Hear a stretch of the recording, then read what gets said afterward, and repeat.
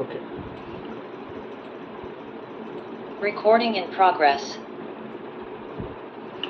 तो अभी तक हमने जो डिस्कशन किया है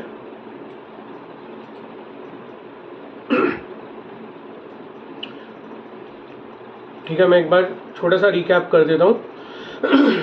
तो अभी तक हमने जो डिस्कस किया है वो हमने तंत्र, पंचमकार, वेदांत जिसको हम उपनिषद भी बोलते हैं, अद्वैत दर्शन, कंपैरिजन, वेदांत का जो दर्शन शास्त्र है उसका कंपैरिजन तंत्र से या तंत्र शास्त्र से।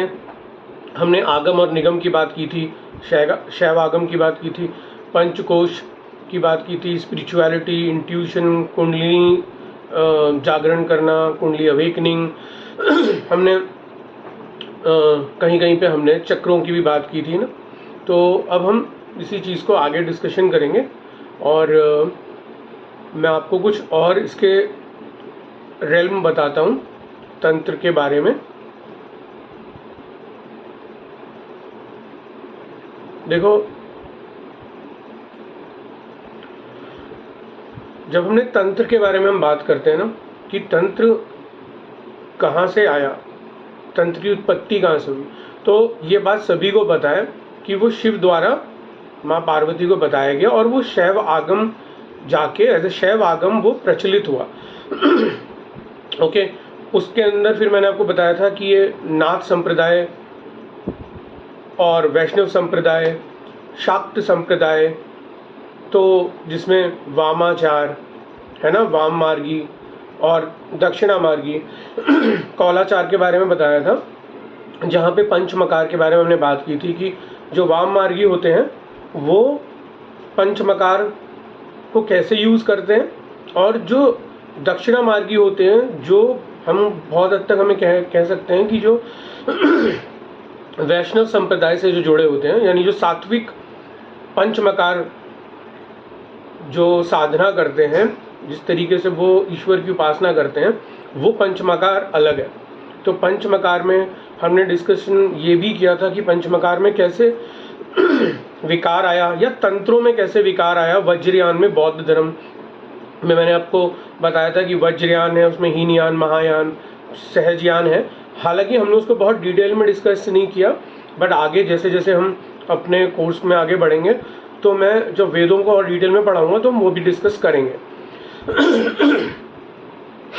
तो अब हम इतना हमने डिस्कस किया था, हमने बात की थी कि स्पिरिचुअलिटी क्या होती है, हमने डिस्कशन किया था कि इंट्यूशन क्या होता है, कैसे एस्ट्रोलॉजी में इसको यूज़ हम कर सकते हैं, हमने वो भी डिस्कशन किया था, है ना। हमने हठ योग के बारे में बात की थी, जो कि कहाँ से आया, नाथ संप्रदाय में गोरखनाथ जी जो थे, जिनके गुरु मत्स्येंद्र नाथ थे, उनकी मैंने आपको कहानी बताई थी। कहाँ से हठ योग आया, कहाँ से जो है जो दर्शन शास्त्र में एक है पतंजलि योग सूत्र, वहाँ पर अष्टांग योग क्या है, हमने वो भी डिस्कस किया था, बहुत डिटेल में किया था। और हमने हठ योग से उसका कंपैरिजन भी किया था, जो सष्टांग योग है हठ योग का, और जो पतंजलि योग सूत्र है वो भी हमने डिस्कस किया था। अब मैं आपको कुछ नई चीज़ बताता हूँ, ठीक है। देखो कि तंत्र के जन्म के बारे में ये बात तो श्योर है कि वो शिव द्वारा दिया गया माँ पार्वती को, ठीक है।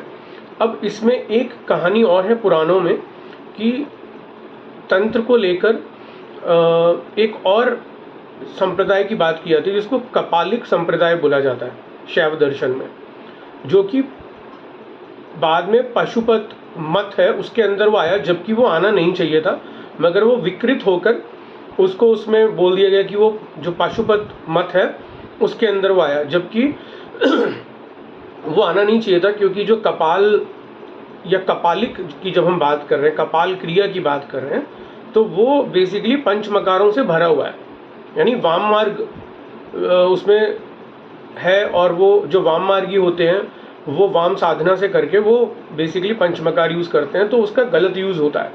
तो कपालिक जो साधना है वो बेसिकली नेगेटिव वे में यूज़ हो रही है। तो वो तंत्र में लोगों को लगता है कि तांत्रिक साधना में जब कोई तंत्र में घुसता है या तंत्र में जाना चाहता है या तंत्र क्रिया के बारे में बात करता है, तो उसको वो कपाल की शमशान में बैठा कोई शव क्रिया कोई कर रहा है, तो वहाँ पर कपाल में उसके हाथ में कुछ है और वो उसको ग्रहण कर रहा है। तो वो जो कपाल क्रिया की जो बात है, उसमें आदि गुरु शंकराचार्य जी ने जब वैदिक सनातन धर्म की वो स्थापना कर रहे थे सारे मठों में, क्योंकि सारे मठों की स्थापना उन्होंने ही की हमारे हिंदुस्तान में, तो उन्होंने ही इसके अंदर संशोधन किया, बहुत अघोरियों को कपालिक होने से भी बचाया उनको और उसका डिफरेंस भी बताया उन्हें। तो अघोर और कपालिक बहुत लोग एक ही समझते हैं, जबकि इसमें डिफरेंस है और आगे चलकर भी मैं आपको वो और बताऊंगा डिटेल में। मगर जो कपालिक क्रिया है वो लोग सोचते हैं कि तांत्रिक क्रिया है और उतना ही काफ़ी है, जबकि वो यूज़ होना ही नहीं चाहिए, वो नेगेटिव है। ठीक है, अब ये आया कहाँ से, पहली बार सृष्टि में इसकी उत्पत्ति कैसे हुई? तो देखो, सबसे पहले, और जो ये मैं बता रहा हूँ आपको, ये हम डीएनएसलॉजी में भी हम करेंगे। मैं इसको बताऊंगा कि इसको हम इसका जो परिहार है, जो इसका समाधान है ना, वो कैसे कोई जातक यूज़ कर सकता है अगर किसी पे किसी तरीके की कोई कपालिक क्रिया हुई है। और वो मैं बताऊंगा कि लोग कैसे इसका मिसयूज़ करके क्या क्या करते हैं in terms of wrong doings. तो वो जब डीएनएसलॉजी करेंगे तो मैं बताऊंगा आपको, जब हम वहाँ तक पहुँचेंगे। देखो, पुराणों में आपको पता होगा कि जो वेदों की जो उत्पत्ति है, वो कहते हैं कि ब्रह्मा जी के 4 मुखों से हुई है। उनके 4 मुख थे, उससे उन 4 वेदों की उत्पत्ति हुई, जिसमें ऋग्वेद, सामवेद, अथर्ववेद और यजुर्वेद के बारे में हम सबको पता है कि उनकी उन चारों वेदों की उत्पत्ति कैसे हुई। अब जब वो सृष्टि की संचार हो रहा था, ब्रह्मा जी को एक कार्य दिया गया था कि वो सृष्टि को बढ़ाएं। उस समय भगवान विष्णु जी योग निद्रा में थे और भगवान शिव वो अपनी डीप साधना में थे वो। मगर सृष्टि को आगे बढ़ाने के लिए ब्रह्मा जी ने सोचा कि अगर शिव को हमें किसी तरीके से जागृत करना है, तो उन्हें कुछ ना कुछ ऐसा करना था कि सृष्टि का जो चक्र है वो चलता रहे, क्योंकि यही उनको बेसिकली पर्पस उनका यही था, उनको यही कार्य दिया गया था। अब होता क्या है कि ब्रह्मा जी ने सोचा कि क्यों ना मैं एक और वेद की उत्पत्ति करूं, तो उन्होंने इस उद्देश्य से अपना एक और मुख की उत्पत्ति करी, जिससे काम वेद की उत्पत्ति हुई। और ब्रह्मा जी को पता है कि अगर मुझे शिव और शक्ति को मुझे मिलाना है, तो उन्हें कुछ ना कुछ योजना ऐसी करनी थी कि जिससे शिव और शक्ति मिले। ये भी आपको पता होगा कि आदि शक्ति को पाने के लिए उनकी तपस्या की प्रजापति दक्ष ने। ठीक है, प्रजापति दक्ष कौन थे? भगवान शिव के ससुर जी, यानी father in law, Brahma ji के मानस पुत्र। या तो ब्रह्मा जी के वो मानस पुत्र थे। उन्होंने जो है सृष्टि के जो प्रजापति होते थे ना, मैं आपको किसी दिन एक लेक्चर पूरा प्रजापति के ऊपर भी दूंगा कि कितने प्रजापति हैं, हर प्रजापति का क्या रोल है, वो भी मैं आपको बताऊंगा। तो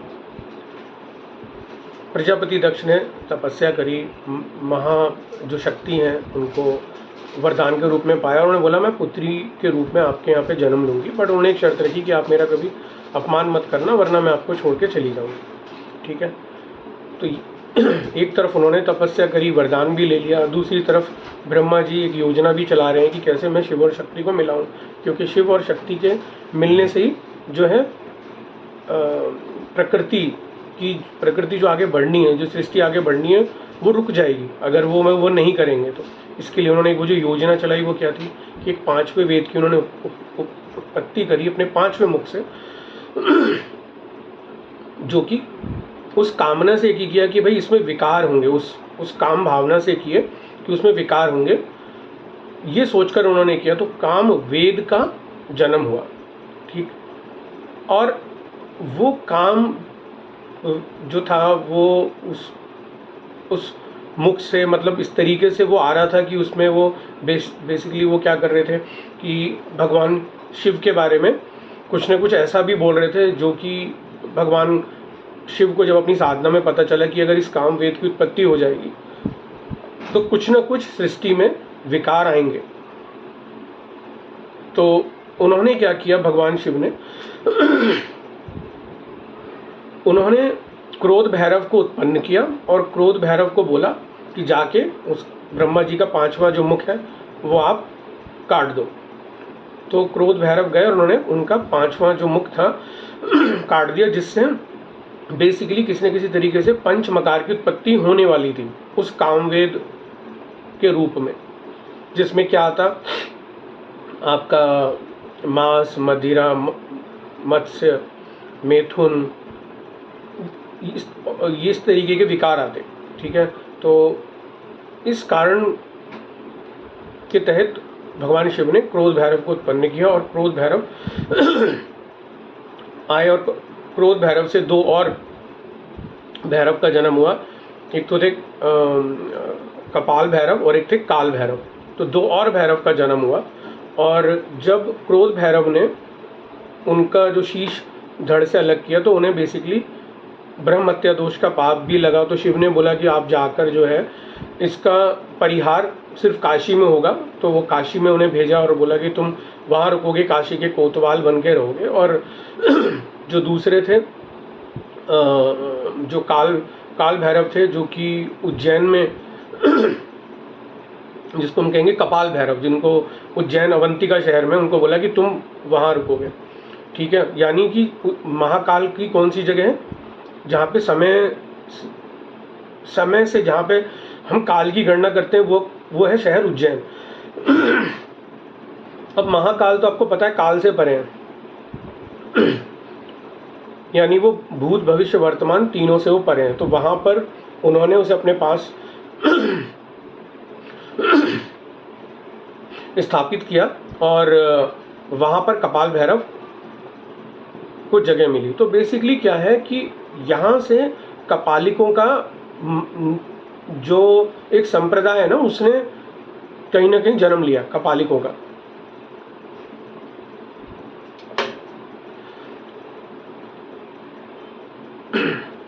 Guys, give me a second, my throat is not good, just give me a second.